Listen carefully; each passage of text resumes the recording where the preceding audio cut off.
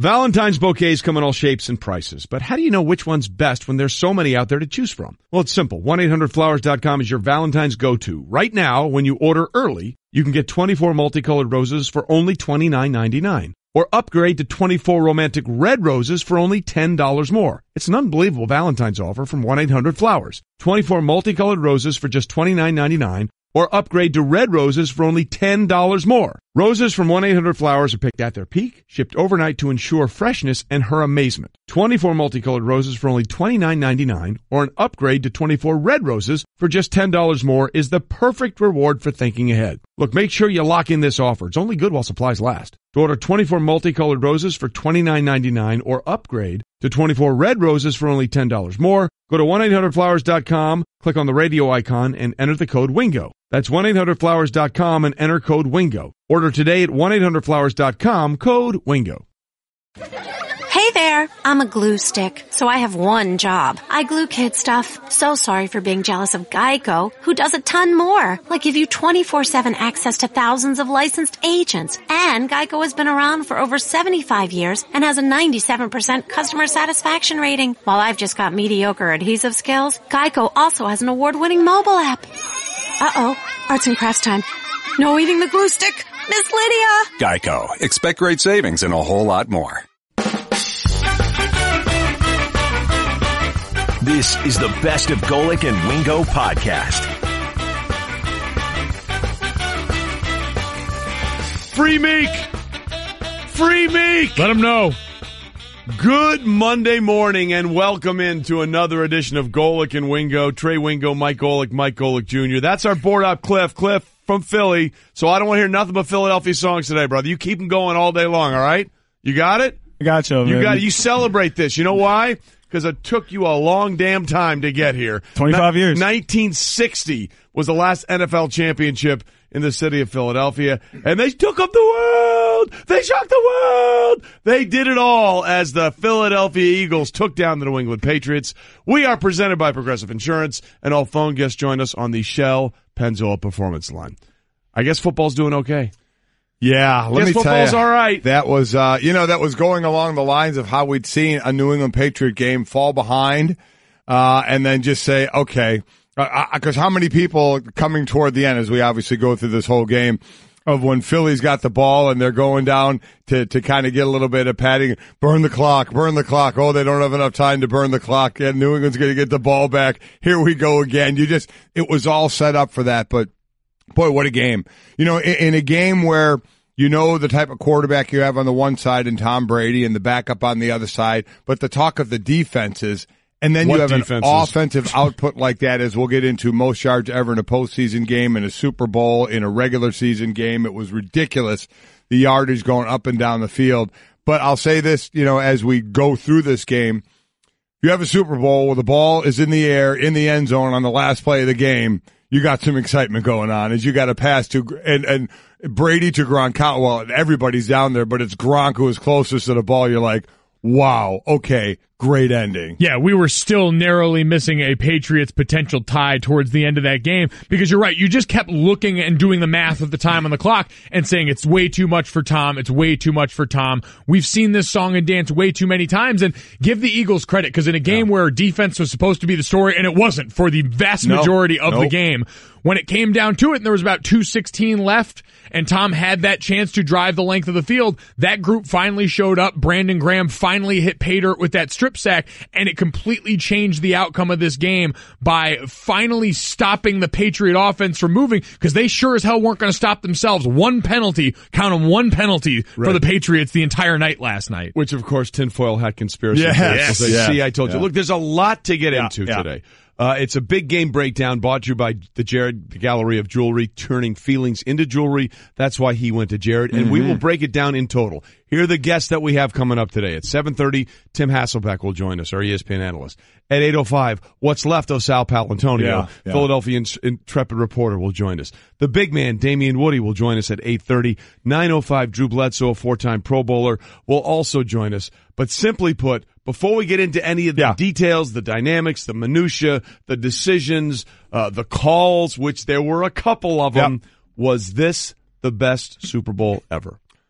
Well, listen, you would be better at that than us because you remember we just throw a Super Bowl out there. He knows the score, the MVP, and all that. So I am not one of those. I am not a great history guy to look back on other games and say, was this great or was that great? So I'm a horrible person to ask. You seem to be a good person to ask. So where are you on this? A game where the first lead New England took was 33-32, and then they didn't score another point. And the game ends on a Hail Mary, so where are you with this? Well, it depends on how you feel about punting and place kicking. Yeah, how about it? I mean, because there was only one punt. By the way, a buddy of mine, and I must, he's probably not listening, so I can say it now, John, Jay-Z, works with the club. He said, everybody will say this game was great, but I say lousy defense and one punt equals a boring game. I said, let me get this straight. Boring? Your platform is you're pro-punting? I mean, that's we didn't your see platform? The punter enough? We didn't see the punters enough? Really? That's how you're going to denigrate this game? And I followed it with, just get out of here. Yeah. So I would have to say this might be the most entertaining Super Bowl of all time. Now, Super Bowl 25 comes to mind because the Giants were huge underdogs against the Buffalo Bills, blah, blah, blah. And they came up with that great game plan, and they sort of had the wide right game there at the end.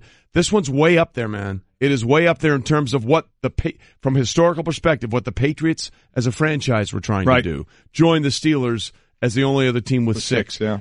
What Brady was trying to do, be the only player with one for the other thumb. Remember, he and Charles Haley are the only two with 5. He was going for 6. With what Philadelphia was able to achieve, the longest drought, for so long, 1960 was the last time they had an NFL championship. All those parameters in place, and what happened, I think it might have been the greatest Super Bowl. The greatest or most entertaining? Most entertaining. Is there two different things to you? Yes, it is, because you can make the argument, hey man, give me 1 or 2 great defensive plays. Give me something like that. And we saw some of those in the first half. Malcolm Jenkins was all over the field in the first half of this game. And I know that sounds crazy the way it turns out, but I was thinking, well, he might be the MVP of this game. Listen, the way he was all over the field. For 2 defensive guys, you say Malcolm Jenkins, and in the second half, Stephon Gilmore shut down Alshon Jeffrey. Yep. Alshon Jeffrey had a monster beginning of the game. They put Gilmore on him, and that was it. So those are little things that we'll talk about in the game.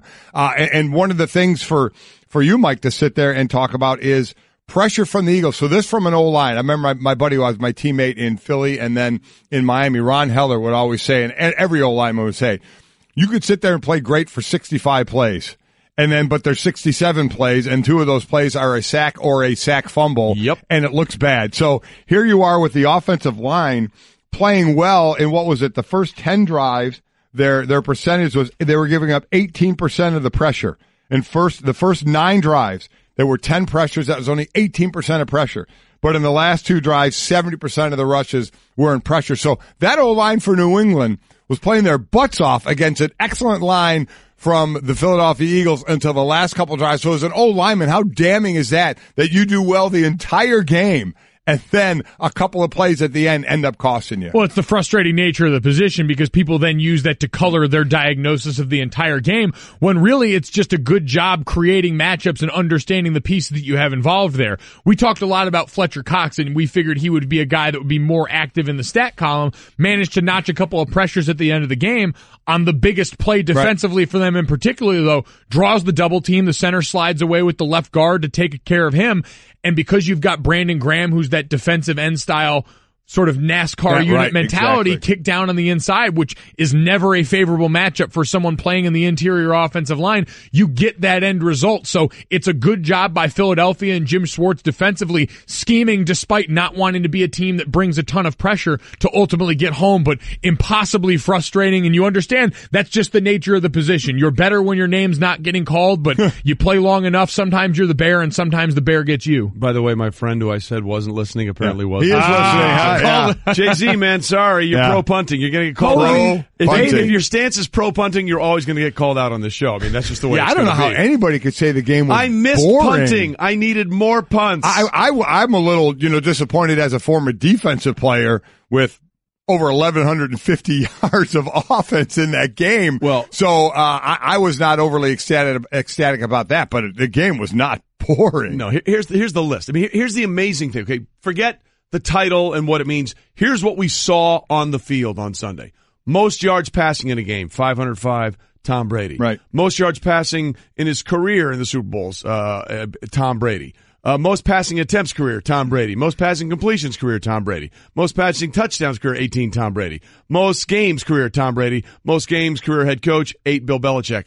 Okay, and they lost. As for the teams, most total net yards, 1,151. Most total net yards, one team, 613, New England Patriots. Most yards passing game, 500, New England. Most yards passing both teams, 874. Most first down passings, both teams, 42. Most points game, losing team, 33. Fewest punts game, team, New England, 0. Fewest punts games, both teams, 1. Most missed PAT conversions, game, both teams, 4, including the two extra points. Most Super Bowl appearances, 10, New England. Those are just the records that were set in this game, man. Okay, give me half of those and you'd be like, whoa, give me the gift with my mind blown. That all happened in one game. In one game.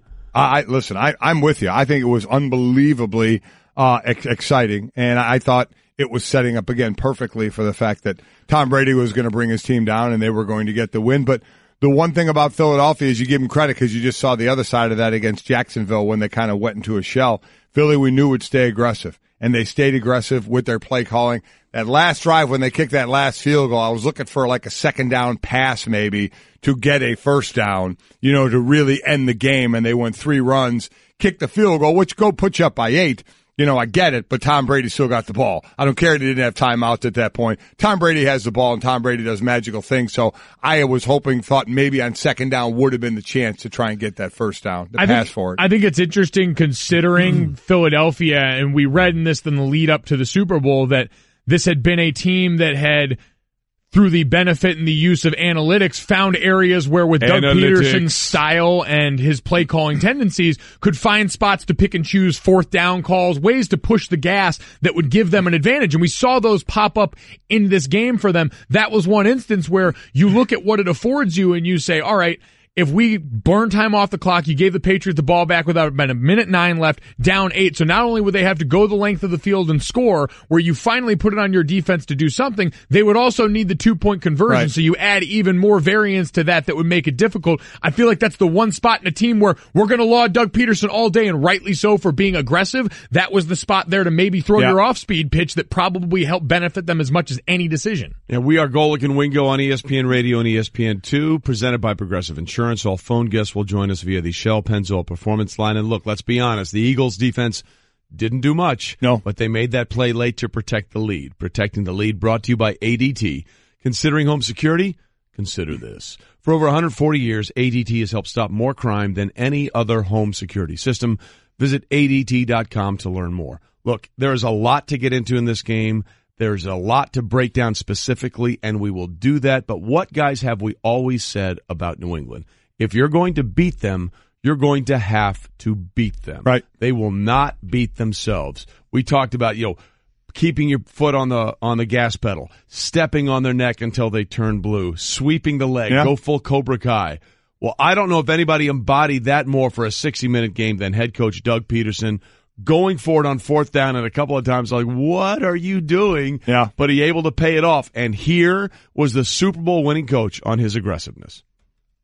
I take it week by week, but I trust my players, I trust the coaches, and I trust my instincts. I trust everything that I'm doing, and I want to maintain that aggressiveness with the guys. And in games like this against a great opponent, you got to make those tough decisions that way and keep yourself aggressive. And those 2 plays, I think, more than anything else, sort of just blew my mind. And the first one was obviously they were set up for easy points, field goal right before the half. Yeah, they were. They were set up. Right. They were set. There it was. Yes. Woo! So they were set up. It was all there. In fact, I put out there, take the points. And then I was like, never mind. Yeah. Because that play was and we saw that play in the college football semifinals. We saw it earlier. It was Ohio University, right? Yeah. That did it. In November, they ran that play, and then Baker Mayfield, Oklahoma, and he caught a touchdown pass against Clemson against Georgia. Against Georgia in the semifinal. In the semifinal game, exactly. Yep. So it's a great play. And I mean, it's one of those where I know a lot of people are like, who's supposed to cover the quarterback? No one. Well, no one. Well, you just Man, well, Super Bowl it's hangover Monday after the is Super real. Bowl. Get over it. If my voice makes it through the show, it'll be a miracle. A lot of people up late. No giving excuses for it. Just got to deal with it. The bottom line is you follow your rules. He's now a back. First back out. I mean, there are rules still in place to the quarterback. You're not covering the quarterback, covering first man out. So, but it seems to work every time because nobody pays any mind to the quarterback because of who it is. But just a great play call. That was aggressive. The one aggressive, maybe I know you and I agree. I haven't heard you, Mike. When you get the touchdown, you're up 15-3 with about 9 minutes to go in the half. You go for 2 there to try and make up for that point. I think that was a little early. You didn't really need to do it at that stage of the game. Yeah, it seemed very premature, and that was another place where they want to push the gas on this stuff, so occasionally it's going to burn you. Occasionally you're going to find spots like that, and thankfully for them, they were just able to overcome that later on. Yeah, I mean, my theory is never chase the point unless you need it. Yeah. Case in point, the way the game played out, had they just kicked the extra point there, once they kick the Jake Elliott field goal, they're up 9. It's over. It's over. Now, look, you could say, well, they missed, but that's why you let it play out. Don't chase the point until you need it. To the point you said before that, their aggressive style. Absolutely. So you know what? It's just like that aggressive defense. If you get a guy jumping offside every now and then, you live with it because you get good plays. You live with things like that. I mean, that's just the way they play. So while I thought it wasn't the greatest call in the world, I understand that's their personality to be aggressive. So it's not like you can complain too much. Well, no, nobody's complaining in Philadelphia. No, There's they're no not. question. No, they're Look, not. And there was that big play at the end of the first half, a 3rd and 3 at the Philadelphia 37. It looked like, oh my gosh, here we go. They're going to get the ball back. And guess what? After playing so great, Brady and company going to have the chance to either tie or take the lead with about a minute and a half to go. 3rd and 3. Swing pass to Clement goes for 55 yards. And that set up the play that we sort of began this discussion with, which is the 4th and goal from the 2, and it was the reverse and the play to Nick Foles that you said we saw a couple of times going up. Here was Nick Foles, the MVP of this game, talking about that play specifically. That was something we've been working on, and Doug and I were talking. I was like, let's just run it. It was a good time. And the end was a little wider than I thought, so I was like, I really need to sell like I'm not doing anything. And it worked. Trey made an amazing throw right on the money. I just looked it in.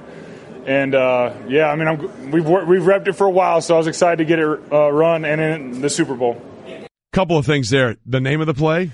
Philly Special. How great is that? The Philly name of that Special. play was the Philly Special. Yeah. By the way, that's the look on Cliff's face as he's just glazed right now. He can barely function. I believe just he keep pumping Philadelphia songs. I baby. believe he has hydraulic fluid on his body because that's what they use to try and grease the lamppost. That didn't work again. Again, it didn't work. No, it it's did amazing. not. But I mean, that was part of just a theory, sort of a theme of what we saw from Doug Peterson. Again, we went for 2 when they were up 15-3. They went for it on the 4th and goal with 34 left. And how about going for it on 4th and 1 from their own 45 under 6 minutes to play? Man, that was a very, very gutsy play. Yes, but you know what? I guess his theory was, hey man, our defense hadn't stopped them all game. Yeah. So if they score, let's go ahead and if they score, that'll give us a chance maybe to try and run out the clock and get the 8-point play we need to win this game or send it into overtime, depending on the machinations of the score, which I can't remember at this point. But it was 33-32 at that point. 33-3. They were down 1. They could have punted. They could have buried New England a bit and then had their defense go for a stop. But they decided to go for it again. That's their aggressive style. And there was Zach Ertz again making the play. Well, it was Zach Ertz. And how about this for an interesting note about Zach Ertz? We talked about both tight ends in this game. Really, I think the principal was receiving weapon for them in the playoffs. And in the 6.5 hours of pregame shows we had yesterday, I saw this note about Zach Ertz from the NFC Championship game. This courtesy of a former colleague of ours, Cynthia Freeland, over at the NFL Network now. Zach Ertz against Minnesota was 5-8 on 5 of his 8 targets against Minnesota came on 3rd down. 4 of those went for 1st down receptions. This game, 5 of his 9 targets came on 3rd down. 4 of those receptions went for 1st downs in this game. Overall in the playoffs, just now got this note. Zach Ertz from Nick Foles on 3rd or 4th down, 11 for 12. In this playoff run. So an unbelievable asset on those money downs when they needed it the most. And not only that, because I think that was the one guy on offense that Bill Belichick was probably trying to stop. And Bill and his staff and Matt Patricia, the defensive coordinator, do a better job of anyone of taking away your number one threat. And Zach Ertz has been that number one threat, the most consistent threat, as you pointed out, for most of this regular and postseason. And the reason I thought, and we ended up Trey, you and I both picking the Eagles, is we're that just smarter. When New England tries to do that, you have to adjust. We felt, I know both of us did, that the Eagles had enough weapons to go to. It was Jeffrey early in the game, then Clement out of the backfield. It was obviously Zach Ertz as well. But Aguilar, 9 catches. He led the way with 9 catches. So they had enough weapons in other areas to overcome if you were to try and take one guy out of it. So, and I know Brady had all the yards, and I know Brady had the touchdowns, the 2 for over 500 yards. I think Nick Foles outplayed him. Well, I think Nick Foles outplayed Brady. Look, at the end of the day, they won the game, and he made a couple of throws to absolutely do it. I mean, it's hard for me to say, well, Brady didn't play well when he threw for 500 yards and 3 touchdowns. And I'm not saying that at all. Brady's the GOAT. I get that. But just in this game, I thought Brady, a ton of yards, I thought Brady, there was a ton of open receivers. I mean, they were figuring out the coverages by sending guys in motion, seeing who was going in motion. He knew it was man. He knew where he was going. In zone at time, they were getting destroyed. There was a ton of open receivers for Brady. He got a lot of yards, but he's a fantastic quarterback. But the way Foles was threading the needle and dropping the ball in this game, to me, I just thought if you're going to tell me did one outplay the other, even with all those yards, I would say yes, Foles did. Yeah, and this is Tom Brady again, kind of losing out to his own greatness on this one. When the standard is that high, we're going to look for any little spot of where it could have gone wrong. Hard for me to blame him when it's 500 yards passing. I agree with that. There's no blame on him. By the way, if there was ever a chance or a case for being a coach for the MVP, it might have been Doug Peterson this game. He was great. Golic and Wingo, the podcast. Trey Wingo and Mike Golic Sr. That's Will and DJ Jazzy Jeff. A little Philadelphia summertime there. As Cliff, you play them all, baby. You celebrate the entire collection today, baby. Empty the tank. You unload the vault. As once again, the call on WIP and Mel Reese on the touchdown that was, and it might have been the NFL's worst nightmare. Yeah. It's time for Straight Talk, brought to you by Straight Talk Wireless, best phones, best networks, no contracts. Golic and Wingo on ESPN Radio and ESPN2, presented by Progressive Insurance. All phone guests join us via the Shell Pennzoil Performance Line. And Mike, in the year of what might have looked like the finally tipping point of what the hell is a catch and what the hell isn't a catch, this had to be the NFL's worst nightmare as they were looking at it, thinking, oh my God, are we going to have to maybe overturn a game-winning touchdown in the Super Bowl? I thought, there were 2 calls, as we know, Corey Clement with one and Zach Ertz with the other. To me, I'd say start with the Zach Ertz. To me, that was the easy one. Zach Ertz, everybody compared it to Jesse James because we just saw it not too long ago with Jesse James making the catch, the tight end for the Pittsburgh Steelers by the end zone and diving in. Zach Ertz caught the ball, took at least 2 steps.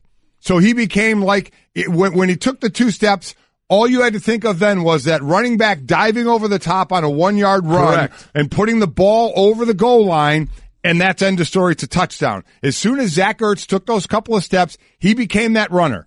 He took the ball across the end zone line, so it did not matter what happened after that. We don't even have to get into what happened after that. That is exactly was the ruling on that. Mike, I thought it was at that one I thought was the easier one of the 2. It was, and you're right. What a narrow escape for the NFL in this. On their biggest stage, the last thing you want to do is have a rehashing of the controversy that got you there, as we now see the tweet from Jesse James, the Steelers tight end. Immediately after it happened, Zach Ertz caught it.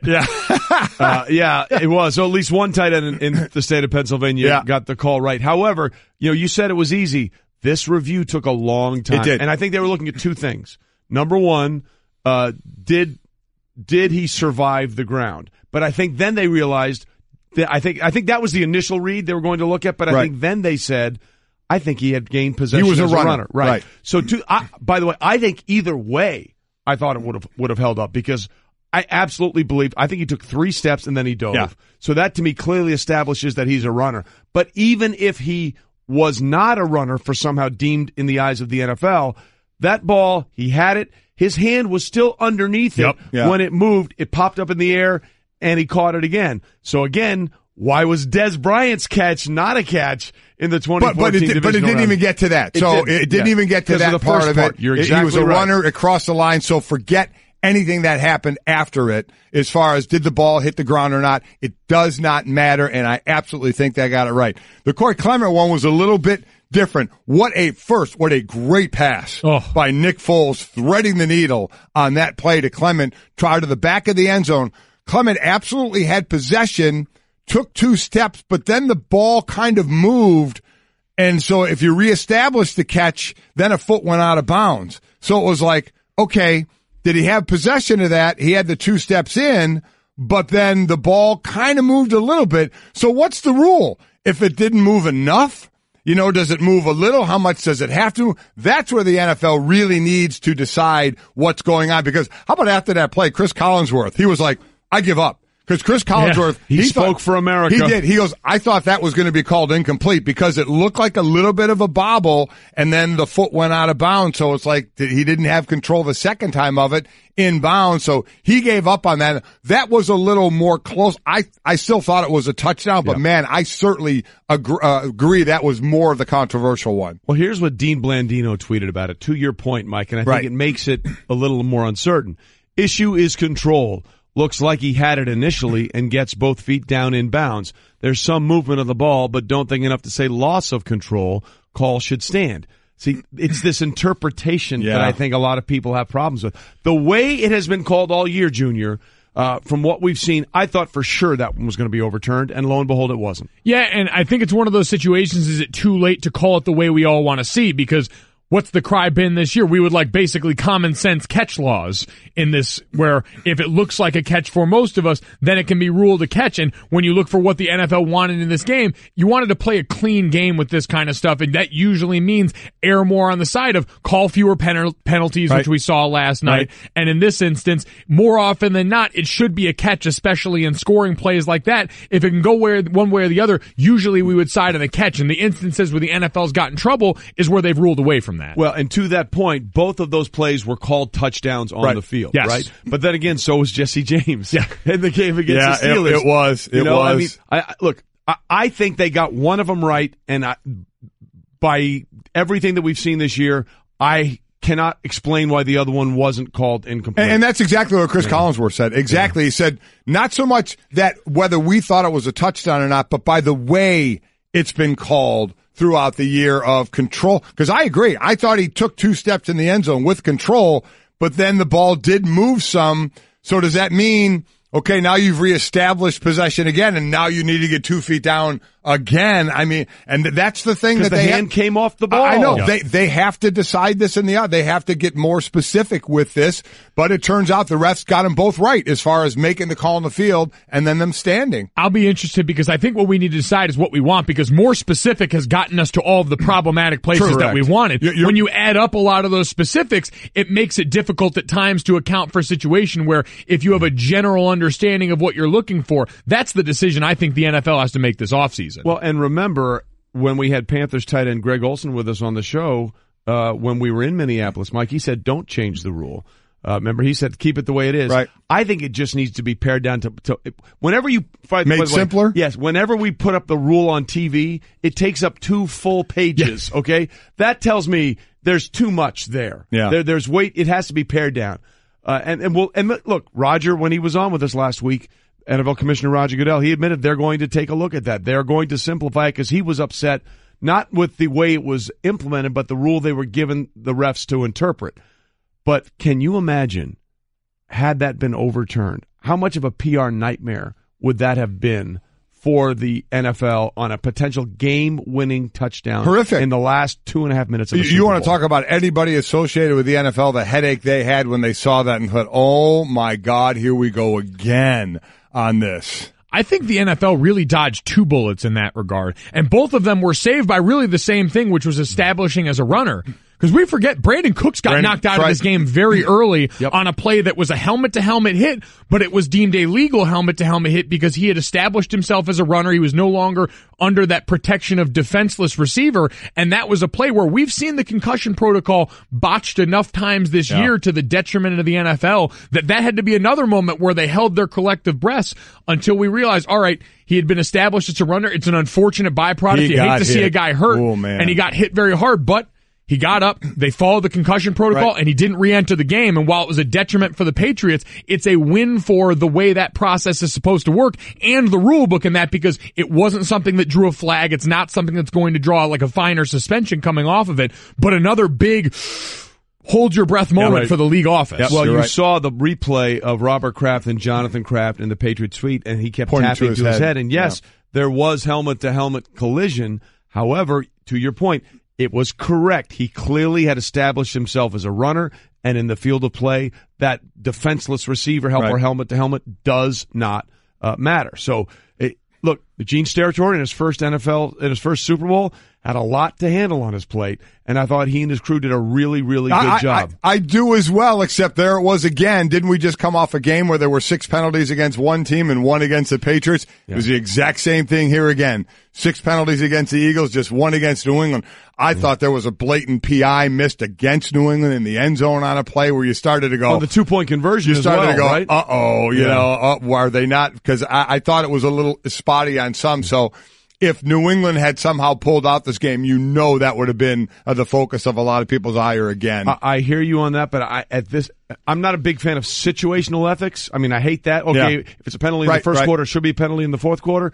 But I'm also a fan of, some contact is allowed. Let's not. I agree with that. A fingernail touched me, then my God, the whole thing should be wiped out. Golic and Wingo, the podcast. What a day, what a show, what a time. I tell you what, a great sports night last night. No doubt about it. 1, 2, 3, 4. Welcome in to the Monday after the Super Bowl on Golic and Wingo on ESPN Radio and ESPN2. We are presented by Progressive Insurance. All phone guests join us via the Shell Pennzoil Performance Line. We are excited to let you know that coming up a little bit later this hour, safety of the Philadelphia Eagles, Malcolm Jenkins, will join us. Boy, he really set the tone in the first half with some big hits and some big plays, and then, of course, the defense kind of took the both teams took it off in the second half. It really, really did. But it was one of the more entertaining Super Bowls of all time. There's lots to get into. We'll get into that. We have a poll question up there, which is really interesting, which is which player is least likely to be back with their team next year? Is it Bill Belichick, the coach, Tom Brady, Nick Foles, or Rob Gronkowski? This was the new one after last night, so go ahead and explain this one. So after the game, by the way, Gronk had 1 catch for 9 yards in the first half. The first 4 plays of the second half, Brady threw it right at him. He was targeted 4 times, caught 3 of them, and he missed them on a wide open seam route early. But clearly the indication from Bill Belichick at halftime was, get the big guy involved. Yeah, see that large human being, throw him the ball. See that dancing bear that was put together in a lab somewhere? How about it? Go get him. And after the game, this was Rob talking about whether or not he was going to retire after this season. I'm definitely going to look at my future, for sure. I'm going to sit down the next couple of weeks and see where I'm at. Rob, what would make you retire? I'm not ready for these type of questions right now. I mean, I'm just going to sit down, reflect on the season, probably talk to my teammates. We fought all year long, all the receivers, running backs, linemen. I mean, we put all the work in together. So I'm just going to reflect on the season, proud of the boys, and just see what happens. So that was the sound of him about retirement, but it was something he said before that caught your eye and your ear. I was listening to it in the press conferences live after the game, and a reporter came up to him and said, Gronk, what can you tell us about this discussion you had with some of your teammates about possibly retiring after this year? And the first thing Gronk said is, how did you hear about that? Yeah. Now, when I heard that to me is much more compelling and interesting than, I'm gonna think about everything. Clearly, this was something that he had discussed with some people inside that Patriots organization, be it teammates, support staff, coaches, or whatever, that he thought was a very much in private conversation. Right. And then the look on his face, he turned and looked at that guy and said, how did you hear about that? So that, to me, leads a little more credence into this. And I'll believe you, I followed this mantra from you for years. Right. Remember when Brett Favre retired? Yes. And you said to me after that whole thing, never listen to a guy with what he says the first few weeks after a season's over, because you're just spent emotionally, physically drained, you're beat up, you're not in a mindset where you can think about, okay, let's gear up and do this again. But I thought when you put in context that first, how did you hear about that? In other words, I was absolutely talking about that with someone before this game. Does that change the context for you at all?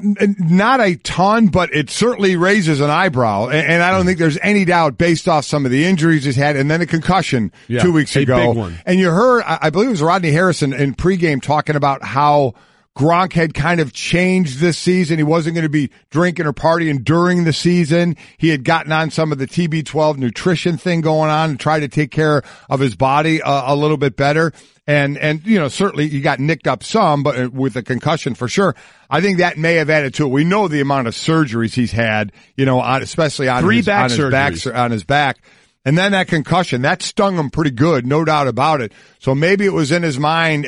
But let me tell you, so I'll give you a little bit on that, yes. But anything anybody gets asked right after the Super Bowl about their future, man, do I put away. I just put away and say, you got to give that time, let that wear off a little bit to see where it goes. But that's why we put Gronk in the poll, because of his answer to that and just what you had said about how did you hear about that there was some discussion. So that's why, again, who is least likely to be with their team next year? Belichick, Brady, Gronk, or Nick Foles. Well, it's interesting, too, because, Gronk is an interesting study. I mean, we all look at him. Oh, look at that big dumb party animal.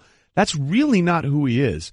Let me be clear. Yeah. He goes hard and he enjoys it. Yes. I'm not saying that at all, but, he doesn't spend a dime of his NFL money. He has lived, as long as he's played in the NFL, he's lived off his endorsements. Right. He has banked all that cash. He's won the good guy award for the Patriots, I think, a couple of times for all the hard work he does that we don't see and we don't talk about. He spends off days at hospitals dealing with sick children. He does all of those things. So you may look at him, and I call him the dancing bear that was put together in a lab, but he has a plan. And I think he's really thinking about that plan going forward in terms of, hey, man, I'm only 29. I've got all this money in the bank. I want to make sure that when it's all said and done, I got a life after my career is over. So that one was a little surprising. Not surprising at all that the 40-year-old Tom Brady was asked after the game about his future as well. And again, what makes Gronk's answer interesting right after the game is listen to how Tom Brady addressed that issue when he will be 41 going into next season. I expect to be back, so we'll see. I mean, it's 15 minutes after the game ended, so I'd like to process this a little bit, and I wouldn't see why I wouldn't be back. So just the difference in those two answers, all right? And your point is well taken, and we talked about it a million times. I mean, Peyton Manning, we all knew he was going to retire, but he didn't get there till March. So it takes some people to get there. But just in the way that Brady answered that question and diffused it for the most part right away, as opposed to Gronk's, how did you hear about that? And I'm thinking about everything. I mean, that's a pretty big dichotomy between those two answers. I agree. And listen, the only way Brady, and we heard it before when the Crafts have basically said Tom Brady has earned the right to retire when he wants. So if Brady wants to play, he's going to be back and it's going to be with the Patriots. If either one of the Brady or Belichick was going to be gone, it was going to be Belichick by getting traded somewhere. I don't think that's going to happen. Gronk, now that you threw that into the fray. So then that brings up our other choice there, Nick Foles. Yep. Nick Foles has another year in his contract, so if he's going anywhere, it's going to be because Philadelphia gets offered a deal that they can't refuse. Everybody has a price. Will some team now match the price again? Remember, the greatest conversation that saved this season and put Nick Foles in the category of Jeff Hostetler and Doug Williams as quarterbacks making 3 or fewer regular season starts and winning the Super Bowl was a conversation Jeffrey Lurie, the owner, and Howie Roseman, the GM, had before the season saying, is $12 million, do we spend that on the backup quarterback, or can we use that money somewhere else? And they obviously made the right decision in spending it on Foles. Now, do other teams come a knocking? What do they offer? And trade as Nick Foles end up getting traded by the Eagles? Well, listen, why... I understand the speculation because he played great. And again, he's on a short list that has Brady, Montana, and a few other quarterbacks as back-to-back 350-yard passing games in playoff games in NFL history.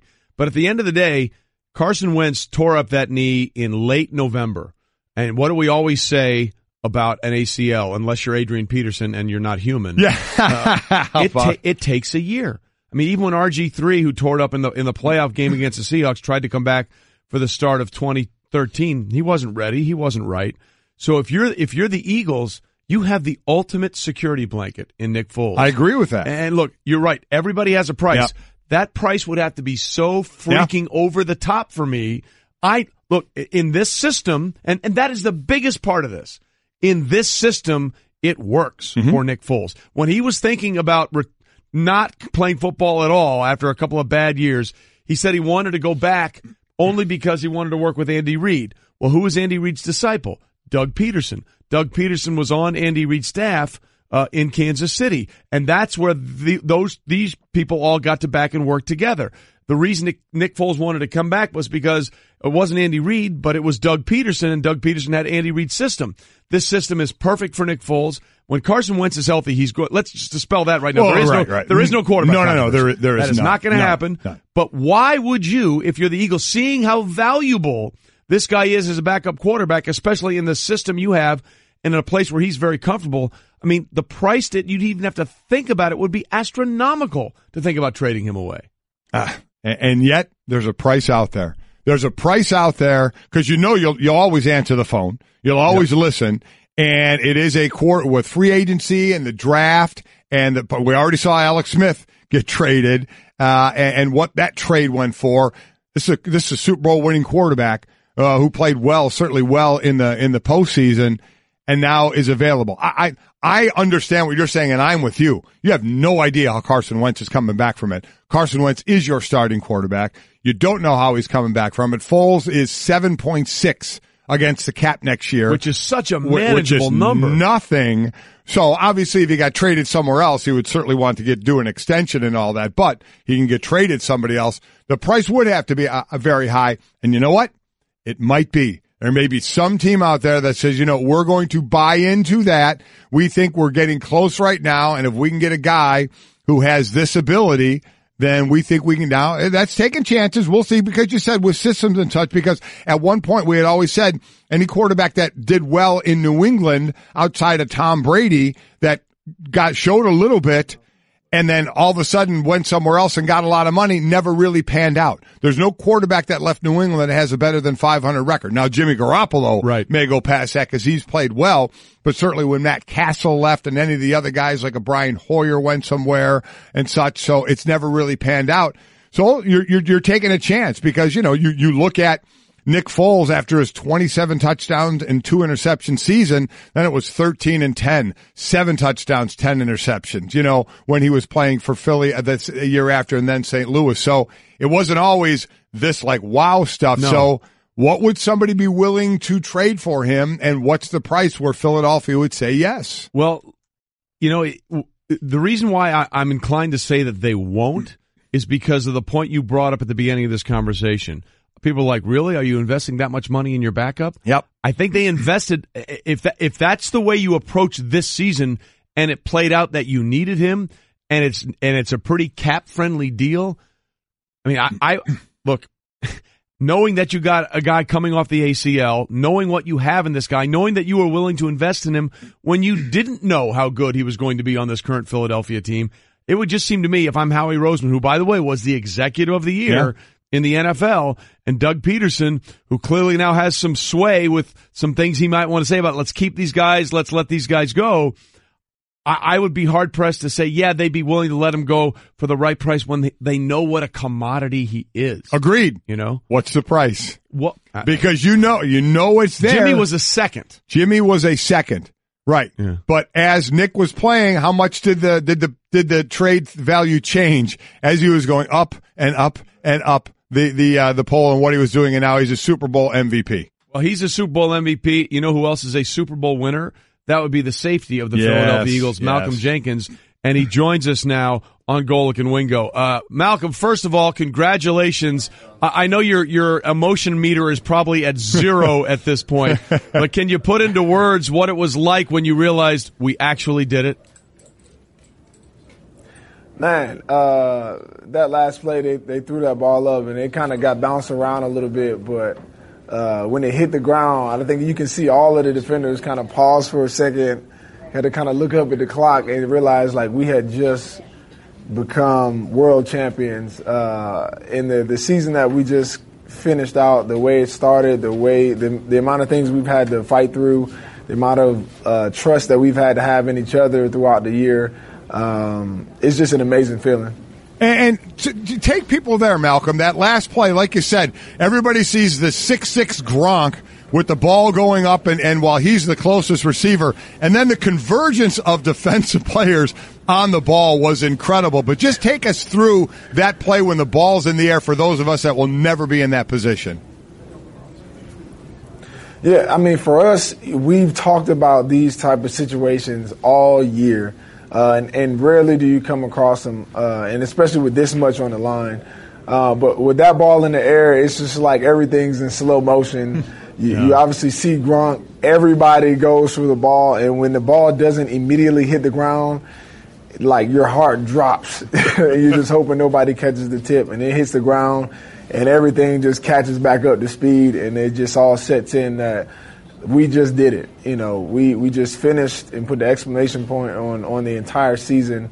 We're world champions, and now the countdown is for us to get back to Philly as fast as possible and join the celebration. Malcolm Jenkins with us here after his Super Bowl win over the New England Patriots. I got to say, watching that play, the first thing I thought of was that scrum play against the Falcons last year where somehow Julian Edelman came up with that catch. I was like, oh my gosh, are they going to do it again? But they didn't. They didn't, Malcolm. You guys won it. They did it. Just so people understand, take us through what your life has been from the game to doing this interview right now, because I don't think a lot of people understand that you are probably completely sleep deprived. I could tell you a million things, and your brain would probably believe it just because the disconnect between body and soul is probably pretty crazy right now. Yeah, we hadn't been asleep yet. We obviously had the celebration on the field right after the game. That took a while. We got in the locker room and partied some more. Yeah, we left you did. the locker room and immediately went to the after party, and then just got back to the hotel maybe an hour ago.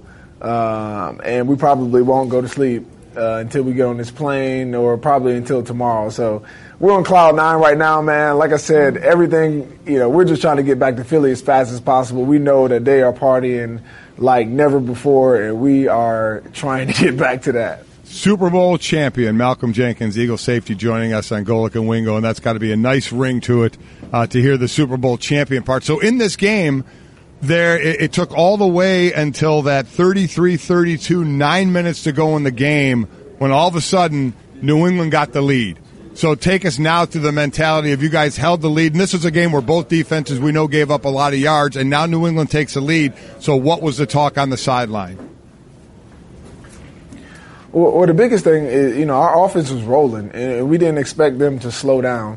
They took the lead when New England's defense actually got a stop, and our defense was talking the entire second half, like, we just need one stop.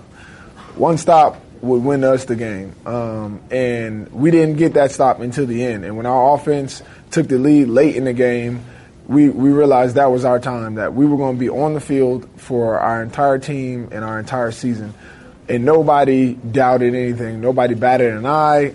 We didn't have to have a big huddle or rallying point. Everybody understood what the time was and what needed to be done. And we stepped up. We knew that play was going to come, and somebody was going to be their hero. Somebody was going to go down in history. And that player just happened to be Brandon Graham and Derek Barnett scooping up that fumble. And that was the play we needed, the one stop that we needed on defense to get us a world championship. And what we wouldn't write the script any better. Well, look, man, Malcolm Jenkins with us. Don't sell yourself short, man. Let's just make people understand about you. You started your career in New Orleans, a team that had never won anything in their 42 years, and then you guys upset Peyton Manning and the Indianapolis Colts in Super Bowl 44 to take them down 31-17. And now you end a 56-year drought with the Philadelphia Eagles. So you can talk about everybody else, but it's pretty clear, Malcolm Jenkins, you're the reason the Eagles won the game. I mean, that's obvious. I'm starting to see a little trend there. There it is. Nah, I mean, it's one of those things. I've been blessed to be a part of some amazing teams. That team in New Orleans, to bring that Super Bowl to that city when it had never even been to the Super Bowl was amazing. My first year in the league, but this one is something special. To be able to be a leader on this team, to be a key contributor in all the things that we've went through this year. To bring it back to the city of Philadelphia is something special. When I came here, all I could ever think about was what this parade would look like when we won this Super Bowl. And I'm so excited to take part in that. Again, Malcolm Jenkins joining us, Eagles safety, Super Bowl champion. And on a personal note, most of my career was with the Eagles, and I of a 9-year career, 6 were there, and we never got to the Super Bowl. So I can't tell you how happy I am for you guys to get there, just like what you said, for those fans, because those fans are fantastic. And also another feeling I never felt in 9 years was the clock hitting 0 and just the emotion that you would have with your teammates. I try and explain all the time that you spend so much time with your teammates throughout the season. If you could take us on the field and in the locker room and just how it was with you and your teammates when you got the ultimate goal in team sports. Man, I probably broke down about 5 times on the field. It's just when that clock hits 0 and that confetti is in the air and you just take the time to soak in the environment and you realize that all that you sacrificed, all that you put in for an entire year, it's been worth it. And you've reached the mountaintop. That mountaintop experience is like nothing else that you can find. And then to get in that locker room and to just celebrate with everybody, from the equipment managers to the practice squad players, to coaches, players, it's an amazing feeling. And it's one that every team in this league scratches and scrapes for to get to. And only one team gets to enjoy that at the end of the year. And we are blessed and grateful to be able to be that team to celebrate that at the end of the year. Well, look, man, go celebrate it, because we're looking at pictures in Philadelphia of people doing backflips off the awning of the Ritz-Carlton Hotel. They are clearly ready to see you guys and enjoy yourself. Malcolm, I know you're a little sleep-deprived right now, but congratulations. Yes, enjoy absolutely. it. What a special moment. And every dog has their day, and the dogs in Philadelphia came through one of the biggest upsets in Super Bowl history. Congrats, man. Thank you. Golic and Wingo, the podcast. It was all sort of one big giant Jell-O mold. It's very interesting where that went. Delighted to be joined now in studio by our NFL analyst Tim Hasselbeck, who joins us, giving us the Straight Talk, brought to you by Straight Talk Wireless. Best phones, best networks, no contracts. Timmy, Mike and I were having this discussion. There's a lot to get into here. I thought that Nick Foles played great, 373 yards, 3 touchdowns. Tom Brady threw for 505 yards. Who do you think the better quarterback on the field was Sunday? Well, let me. I heard you guys talk about this. Let me first say, it's like what do you like better, 77 in sunny or 78 in sunny? Like, it's always sunny in Philadelphia. It's always sunny in Philadelphia this morning. You're so true, Timmy, because people think the person you don't pick, you think played horribly. You take either one of these performances in a heartbeat. Yeah. And not taking into consideration like the context of who they are. You're saying that just nameless jerseys, which guy? I would say Brady, actually. Yeah. Because win for me. Well, listen, I look at it. I mean, they called, nearly 50 passes. Right. No turnovers. I think there's a reason it had never been done before. You know what I mean? Right. It was nearly impossible what he was able to do, and he did it without his best wide receiver, who gets knocked out of the game with a concussion. Both threw, or Brady threw 43 passes, Foles threw, or 48, Foles threw 43, both completed 28, Foles 68% or 65, and Brady 58. My thought on why I thought Foles played better, and again, they both played great, is I thought he threaded the needle a little better at times, because some of those passes, Brady is great, but man, were you watching at times going, how are these guys so wide open on some of these routes? Well, you take the Brandon Cooks play where he got injured. I mean, he was wide open a couple times. Amendola popped free, but and I would say that maybe the best throw of the night was the throw to Corey Clement, the touchdown that stood. Right? Did you think it should have stood? Well, Let me explain it this way. Did I think it was a catch? Yes. Did the NFL rule that a touchdown catch all season long when they replayed it? No, they didn't. So I was surprised that stood. But look, Brady made some contested throws as well. The touchdown pass to Gronk is an outstanding. The second one is an outstanding throw. And then, and really even the touchdown pass to Hogan, he's kind of wide open. Yep. Because there was a little bit of confusion and Brady does such a good job of moving the safety that's how, Hogan was so wide open. But look, to me, I heard some people kind of, rumbling, hey, this is bad defense. And I will say this, there were a couple times that there was some tackling that wasn't great and there was very little pressure generated on the quarterbacks. Agreed. But I thought it was an outstanding job by the play callers and the quarterbacks. So I can't sit there and just say, hey, this was bad defense. I thought it was really good quarterback play and good play calling. As a former defensive player, I was a little disappointed in the lack of pressure. Yeah. Especially by Philadelphia. I think before the one sack, I think it was New England that was actually getting more pressure on Foles than Philly was getting on Brady. But I'm with you, and I think one of the keys we had talked about was stay aggressive. And the play calling by Philly was doing exactly that. And why I thought Trey and I both picked Philly, one of the reasons is New England can try and take your guys, certain guys out, but Philly has just an array of places to go, and that's exactly what they did. I said last night that I thought Doug Peterson should have been the MVP of the game. I agree with you. Thank you. We spent way too much time together on NFL Live. Look, if you think about what he did, in all seriousness, from Malcolm Butler, or it's not Malcolm Butler, Jenkins, Malcolm Definitely Jenkins, not Malcolm Butler yesterday. Malcolm Jenkins on James White. That was a surprise, and he did a tremendous job on him. So that was kind of a move on the defensive side of the ball, and I'm sure Jim Schwartz deserves some credit for that as well.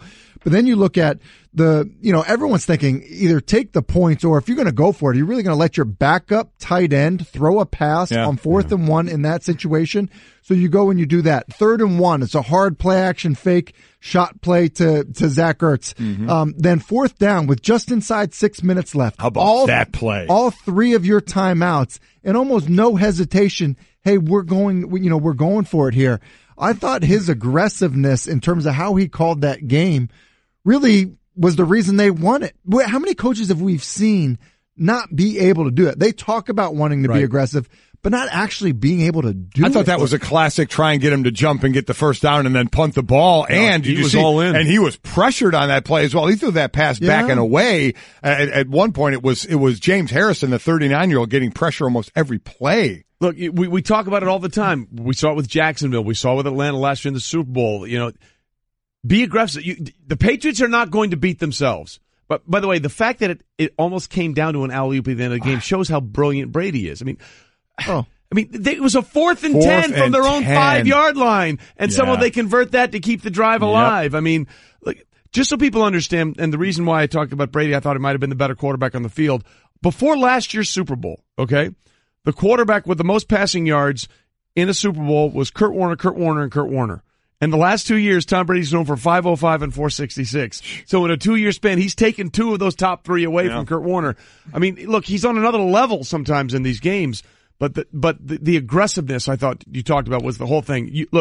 I on one level I understood that 4th and 1 call or 4th and 2, whatever it was, because he was like, look, we're not stopping him. So if we give him the short field, maybe I'll have enough time to go down and get the 8-point play that we need to either win this thing or send it into overtime, depending on what they did with the extra point. So we always talk about it, but nobody does it. And Doug Peterson did it. Well, he did it. And it was clear that the message to his quarterback came through too. His quarterback knew to stay aggressive. Right. And so, that was obvious. One thing on that alley-oop, as you called it at the end of the game, that Hail Mary there, look at it again.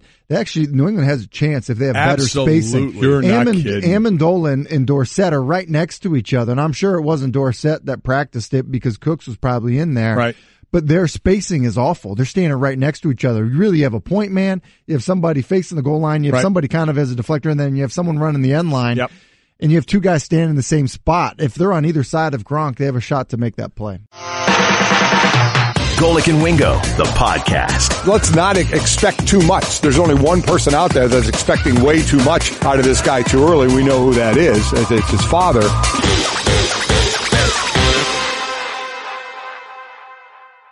All right, we continue on Golic and Wingo. Trey Wingo, Mike Golic, Tim Hasselbeck in studio with us on ESPN Radio and ESPN2. The sound you heard in there, in that rejoin, as we like to call it in the radio biz, was Falcons, was Patriots cornerback. He may be the Falcons next year, who knows? Yeah. Patriots cornerback Malcolm Butler, who did not play a defensive snap. He played on special teams, but he did not play a single snap on the defensive side in terms of when the Patriots defense was on the ball. Why was that surprising? He played in 97.8% of the defensive snaps in the regular season.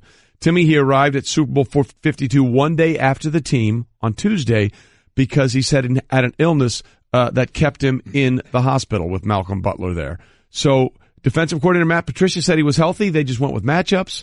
Bill Belichick said he did a good job of staying in tune the whole time, but you could see from the start that he was emotional at the national anthem. Yes. He knew he wasn't going to play in that game. Yeah, you got that sense looking at, sometimes when you see guys crying during the anthem, you don't know what it is. Exactly. If it's just the emotions, the excitement of being in the game. And, but yeah, it's shocking. And look, I could understand him maybe not getting the start because they thought they had some bigger corners that maybe were a better matchup with Alshon Jeffrey.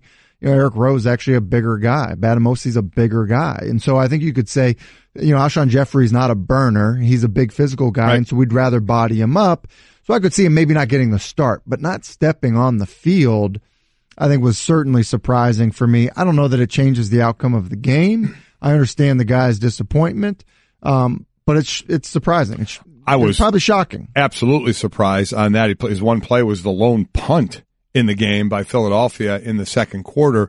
So you wonder if more will come out on a reason for it. Again, as you mentioned, late a day to the Super Bowl because sick and in the hospital. But is there more to that? Both Bill Belichick, when he was asked at halftime, not on camera, but said basically it's the game plan. We're going with who we think. His stock answer, people on the field are the ones we think we're going to win with, and the size thing came into play with Matt Patricia talking about it. They were in their big nickel package, as they called it, with the 3 safeties and 2 corners. He's an unrestricted free agent, so I got to believe there's no shot that he's going to be back with this team next year. To your point, exactly.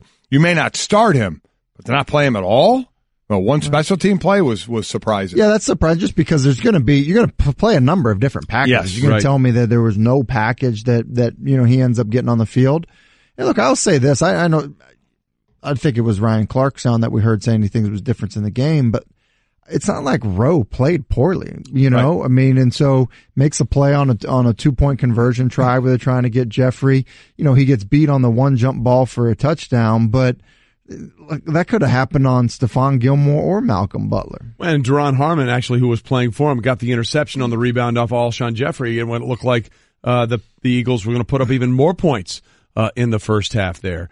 It is interesting, though, Tim, and we talked about this a little earlier, and we sort of alluded to it with you in the break here. The way Gronk answered that question, about the retirement thing, it leads you to a lot of speculation about what's happening there. Yeah, and I think some people look at Gronk and they're like, oh, hey, look at this meathead. He just loves, playing football and spiking the football after he scores and kind of doing his thing. And Mike, you can speak to this as, as somebody that plays, or played a position where you hit every snap. Yeah. Like it's playing quarterback till you're 40 is very, it is a lot different than a guy, playing nearly a decade at tight end. Look at, Gronk is coming off a concussion. He's asked to block a lot. He gets banged around quite a bit. He exposes himself and he's had serious injuries because of how he plays the game. He's great and he could continue to play for a number of years more at a very high level. But that position takes a pounding and he probably feels terrible. Like he looks amazing running around the field and making some of the plays he makes, but he probably he plays basically with like a robotic arm, because of all the injuries he had to his forearm. I think you have to pay attention and I think you're right in terms of just the reaction to the question. Like, hey, how'd you know I was talking about that? I think more and more players think about their mortality in the game, maybe in today. And I was just trying to go, listen, receivers, backs, guys that are going to get the ball, they're going to take hard hits. Mm-hmm. I don't know if there's a bigger target than Gronk, knowing that he's going to get his knees taken out and not on cheap shots, but players are going to be like, where the hell am I going to hit him? Yeah. So you're going to try, or a high shot that catches him in the head, or a knee shot that takes him out, just out of survival, not on, I'm trying to hurt this guy.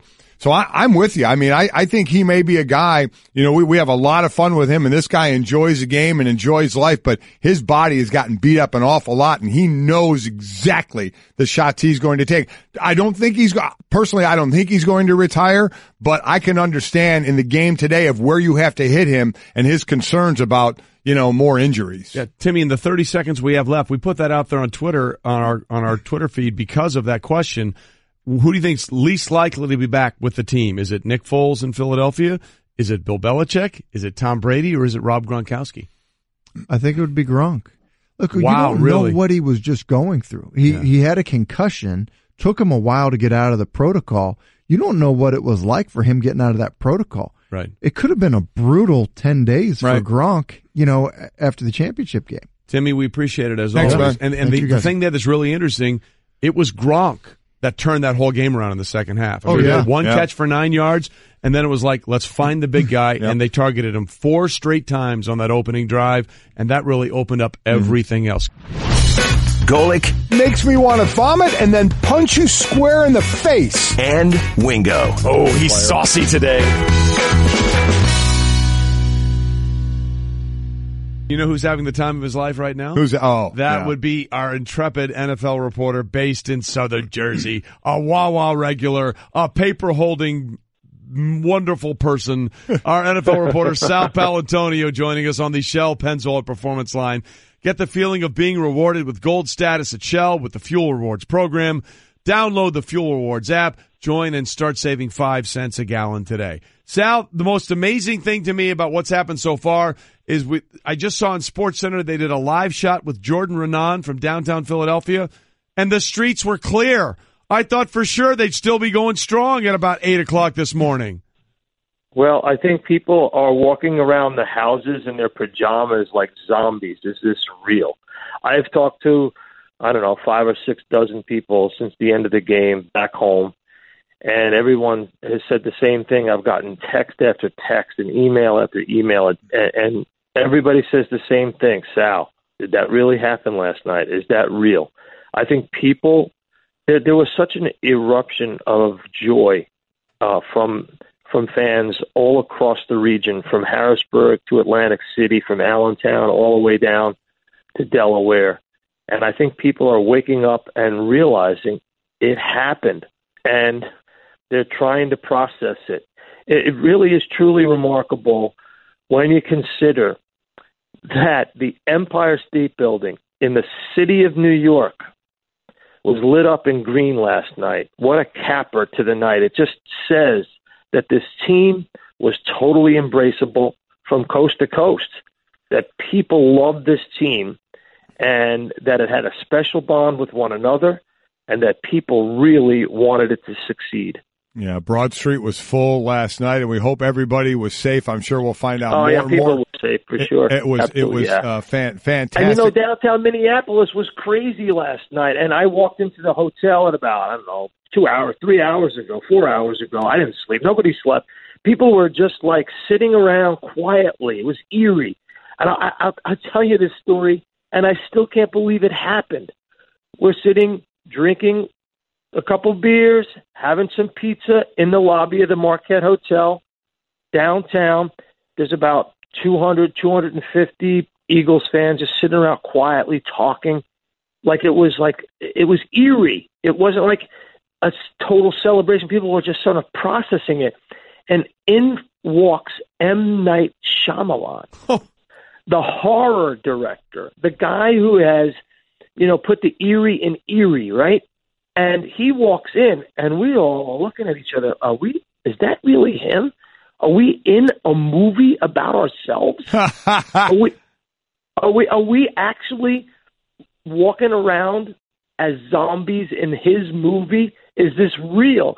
And so he says hi to everybody, and then we all get into the elevator with him, and we're looking at each other like, man, we're in some kind of dream. And this guy is writing the script for us. It It was truly one of the most surreal moments I have ever felt, and we all felt it together. Eagles fans from everywhere. We were like, what just happened? Well, it's funny you put that in that perspective, Sal, as he joins us now on the Shell Pennzoil Performance Line, because you and I worked Super Bowl 36 together when the Patriots beat the very heavily favored Rams, and after that game, because the Patriots, there's a whole generation of people that don't know the Patriots for what they were before 2001. They were the laughable losers. And there was this guy, I remember leaving the Superdome, and he was just sitting on a corner in Bourbon Street with a Patriots jersey on and a Patriots hat, and just his head was in his hands. He's like, I can't believe the bleeping Patriots actually won the Super Bowl, because they were a joke before then. And the Eagles had always been that, nice try sort of situation. So how ironic that the Eagles flipped the script, Sal, against the team that had sort of flipped their own script 17 years ago. Yeah, when all of these droughts end, there's a catharsis that goes through a city. There's a celebration. There's the moment where you process it and realize that it did happen. And then the emotions start to pour out, because it's not one generation. The last time they won it was in 1960. So we're talking about 4 generations of people who have been spelling fatalism with a PH. And now that all is gone. It changes your behavior. It changes your attitude. It changes everything.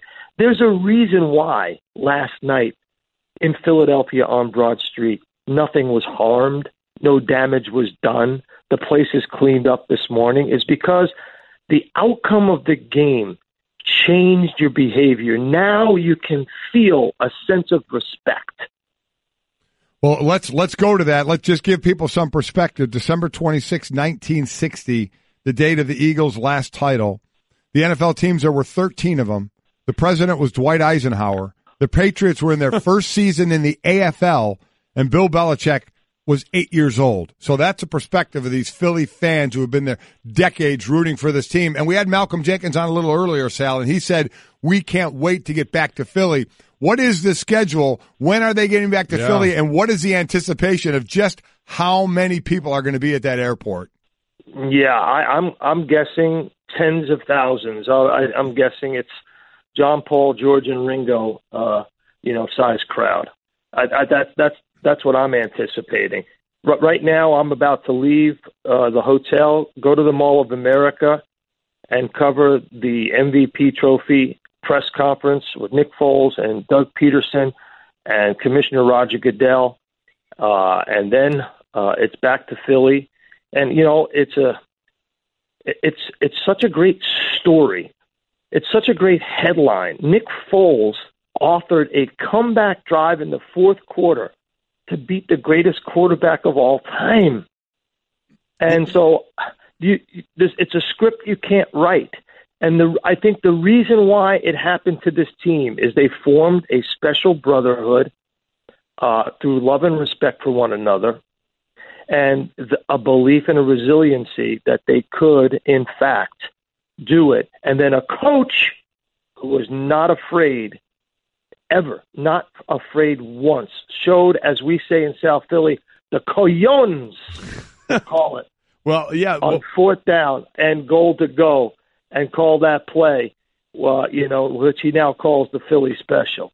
Well, not only that one, Sal, but the fourth down to keep the drive alive on the game-winning drive that led to the Zach Ertz touchdown catch. I mean, if there was ever a case, Sal, to make the case for the coach to be the MVP of the Super Bowl, it might have been this one. Yeah. Well, you're calling fourth and goal. You're calling a pass to a quarterback. And in Super Bowl history, a quarterback's never caught a touchdown pass. And you're not only going to do that, you're going to say, we can do this even if you can't, because Tom Brady doesn't catch the ball. The irony of that really, I think that play electrified that team. They went into the halftime locker room with a belief. But, the bottom line is it was a 12-round fight. Nobody wanted to go down. Everybody was throwing haymakers. It was really, in my view, one of the greatest Super Bowls of all time. was so entertaining, and the only downside as a former defensive player is a little difficult when you're setting records for yardage on the field. But hey, if you're on the winning side of it, you forget about it really quickly as your crown champion. And one other thing that's going to start to happen, Sal, as we move a day and another day and another day away from this is if the phone rings for Philadelphia, what's the offer they would accept to trade for Nick Foles? You know that's the next thing coming. One more year on his deal at $7.6 million, and you know everybody has a price. So what would that price be for Philadelphia? Michael, I love you. I respect you. I only could dream of being on this radio program on the day after the Eagles won the Super Bowl. But to get that answer, you're going to have to dial 1-800-ADAM-SCHEFTER because you're not getting that answer from me. Look, I'm telling you, I'm with you, Sal. I'm not sure there's a way he's leaving because there's a price. It's just a matter of somebody will pay it or not. But you just don't know when Carson Wentz is going to be healthy. I agree, completely. So why would you do that?